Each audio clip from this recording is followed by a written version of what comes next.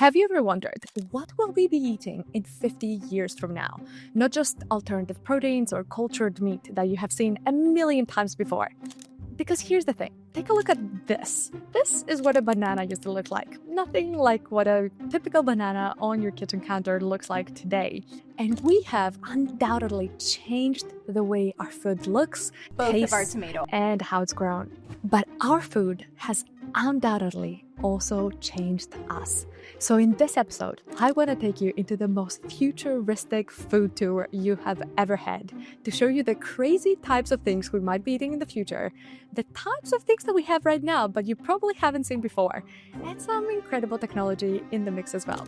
Let's get into it. Quickly before we start, my name is Yoda and I'm a science and tech journalist. I'm currently finishing my Master's of Journalism at Harvard, and I produce these videos because I truly believe that we're all part of the future and we should all understand the technology and science that will shape our future. This video is not sponsored by any of the people or organizations that you will see mentioned. The best way to support our independent journalism work is clicking all the buttons and following along.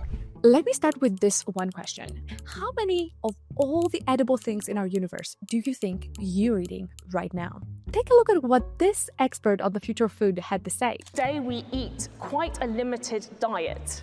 We have 5 animals, 7 crops that form 75% of the world's food. I appreciate that everyone in this room is thinking about other crops, but that's how it is at the moment. Scientists estimate that there's over 400,000 different types of plants that are edible that we have access to on Earth right this second. But even if you're the most adventurous eater, you're probably only eating 200 of them. As a matter of fact, 20 plants make up 90% of our diets. And that is extremely important because our food has shaped us like nothing else on Earth. Most of the technology we use for food has evolved over, thousands of years. Like, it's not that we were eating bread all from the instant of our evolution. It's that we had 10,000 years to invent bread and eat it. 10,000 years ago, the agricultural revolution was just beginning. And this happened simultaneously in many different parts around the world. From the Fertile Crescent of the Middle East to ancient China, New Guinea, and West Africa, multiple civilizations all around the world come together because of one thing. And that is farming. Out of hundreds of different types of grass or cereal that they have available, they choose just a handful to cultivate en masse. And this changes humans forever. Some scientists have gone as far as to say that we didn't cultivate wheat, but wheat cultivated us.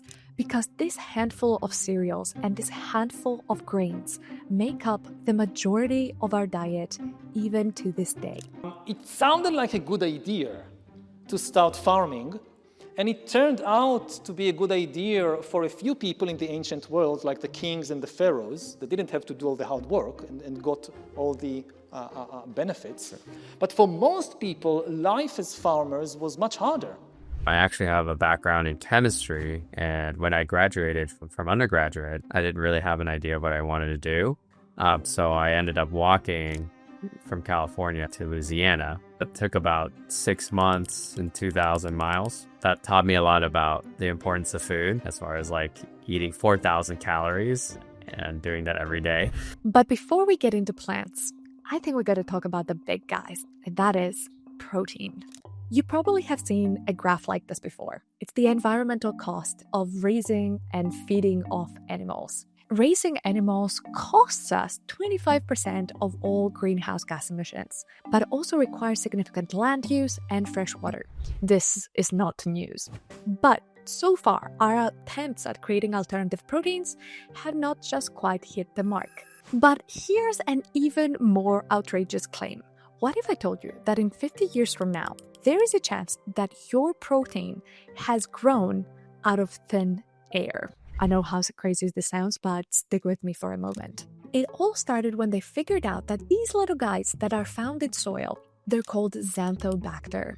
just require a little bit of water and a little bit of CO2 from the atmosphere and can make up an incredible protein that comes out just like this. This protein powder is 75% protein. It's called solein, and it's a little bit yellow because it contains beta-carotene. Compared to other plant proteins, it requires only 1% of water and 5% of land because it grows in these. These are bioreactors that are roughly the size of a wine barrel. And this wine barrel is kind of magical because just one of them can produce as much plant protein per day as 300 cows can produce milk protein. Just to be clear, this is not an alternative to meat protein. It's an alternative to plant protein. This powder can be incorporated into many different things to increase their protein content. But perhaps the most innovative part of it all is the fact that it can be grown anywhere. So what I try and think about a little bit is, what are we going to be eating in 30 years' time? Well, what happened in the last 30 years when we think about how far technology has come and what that's really resulted in us being able to do? We have to think that there's going to be things that are simply unimaginable for us today in 30 years' time in 2050.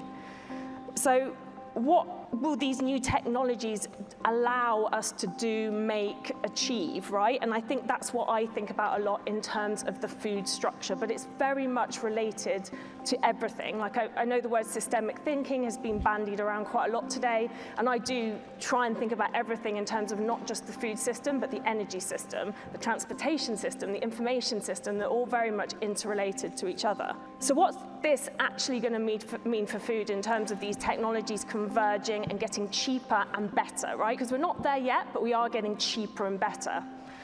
Well, it means that the production of proteins and fats will predominantly be in bioreactors and fermenters. This production is going to be truly delocalized, and I don't mean delocalized around like in farms. I mean delocalized in car parks, on top of supermarkets, in your back garden, that kind of real proper delocalization. And that's going to have huge implications for geopolitics as well. The most exciting part about solein is that it has cracked the code that very few alternative protein companies have been able to do, and that is price. Even if we come up with the bestest and greatest idea, if it costs anything more than $10 or $20 per kilo, it's probably not going to be a sustainable long-term solution for the 10 billion people that are projected to be living on this earth by 2050. The current estimate is that solein costs anywhere from $8 to $11 per kilo, but the scientists behind the company believe that they can bring this cost down by over half to $4.5 to $5.5 per kilo. But let's leave plants behind for a second, because the most contentious part of our food future is not about plants. It's about our ability to have steak. The big one was honestly being able to use only plant-based sources to produce the meat in cell culture. That was a huge breakthrough. I mean, before we had to use like animal-based, like bovine serum. An animal had to be involved in some way. So that's pretty remarkable. Now, when I say alternative protein, you're probably picturing something like Beyond Meat or Impossible. These companies were some of the first pioneers into bringing into our collective imagination what alternative meat could be like. But at the same time, I think they have missed the mark in some places. Because here's the thing, food is something that we eat 3 to 4 or 5 times a day. It cannot taste bad, and all of us are extremely attached to what food tastes like. So here's something you probably have not seen before. These are not alternative meats. They're not made out of other things and then try to make them taste like meat, but they're cellular agriculture. Here's roughly how it works. You take a biopsy out of an animal. In this case, let's go with a cow. That does not hurt the animal, it's just a small procedure that they need to undergo. You're just trying to get to just a handful of very specific cells called satellite cells. These are stem cells that can turn into the muscle cells of any part of the cow you want. Ribeye? Check. Scotch fillet? Check. Ribs? Check. I'm not sure about the bone though. But here's the problem. How do you go from a bunch of cells to a juicy, thick steak? The second part is the most important because you need to isolate the cells and make them grow extremely fast. And that happens in a nutrient-rich environment. But now you have a lot of cells, but they look more like a soup. Here's the wild part. They have taken this cultured cell soup and have created a type of biological ink that you can feed into a specialized printer and layer by layer create something that not only tastes like real meat, but also has the structure of real meat. The scaffold you see over here can be made from anything from seaweed, collagen, or even certain types of plant. The results are that you have something that is chemically identical to a steak, looks exactly like a steak, and has both the fat and muscle of a steak without ever harming an animal. Ala Farms is the company behind this innovation. Other companies have tried similar technologies for chicken, pork, even seafood, but so far they have missed one mark, which is how do we create this technology in such high demand? And the price drop is also pretty surprising. It's still not anywhere near economical to the level that, regular domestic animal farming is. But, we're talking about several orders in terms of the price drop in the last decade. So that's real. The greatest challenge for this technology is being able to be not just as good as real meat, but as cheap as real meat as well. So in the next section, I want to take you back a couple of steps. But what about the things that are available right now and we could potentially be using already? This is a report by the World Economic Forum. They asked scientists at the Royal Kew Gardens in the UK what they believe are alternatives that people could be eating by 2050. The reason why 2050 comes over and over and over again in these studies, it's because that is the year the world population is projected to reach 10 billion people. Unlike the crazy technology, alternative proteins, and bioprinted meat that we have spoken about, these scientists were a lot more down to earth. They spoke of things like pandanus that grows all around the Pacific Ocean and it's incredibly resilient crop. Others suggested moramam beans out of 23,000 different types of beans I had never heard of before. The list gets pretty quirky from there, like fonio, which is a type of grain that, again, I've never heard of before, but apparently dates back to 5000 BC and is cultivated in large parts of West Africa. False bananas, lablab, finger millet, oca, and mashua, which is a type of ancient potato that were first cultivated by Incas in Peru as early as 8000 BC and are now grown in over 161 countries in the entire world. The problem is if grandma didn't make it, we're not eating it. So, for example, people don't complain about cornbread that comes from a box. Somehow that's actually considered traditional in a sense, at least in the United States. But there's this idea that once a food sort of enters your culture and your mind space, it's fine, it's healthy even, which may or may not be true. But before we wrap up, I want to take you to one more place and show you a type of technology that has existed for thousands of years. But we are just figuring out how to use it in order to make sure that many different types of food can survive for the next 50 years. And for that, I will need you to join me on a little trip in northern rural Australia.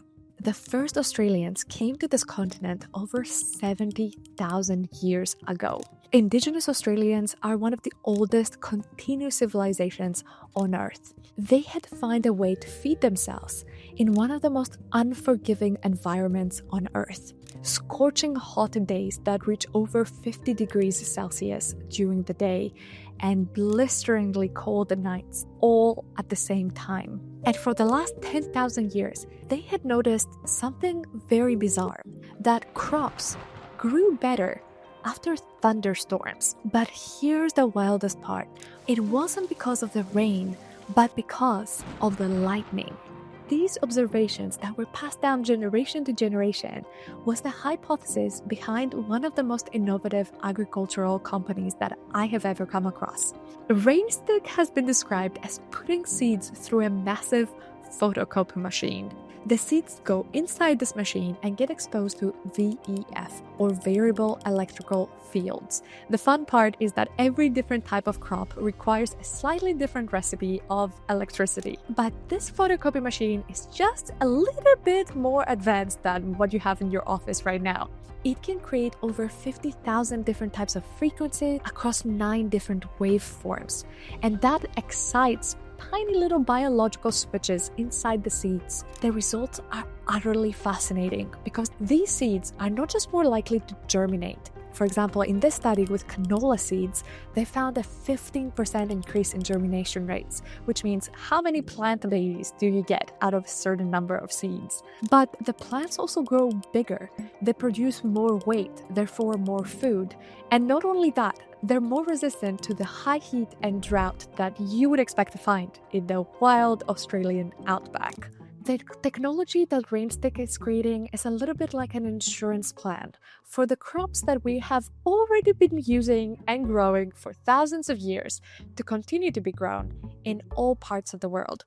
Like we talk a big game about, oh, this is sustainable, or this is what we're supposed to now eat, but you can't force people to eat things. So I actually think 50 years we'll probably be mostly eating the same thing that we're eating now. I don't know about you, but I've thoroughly enjoyed researching and producing this video, and if you did too, please make sure to check out some of our other pieces. And as always, thank you so much for watching. See you in the next one.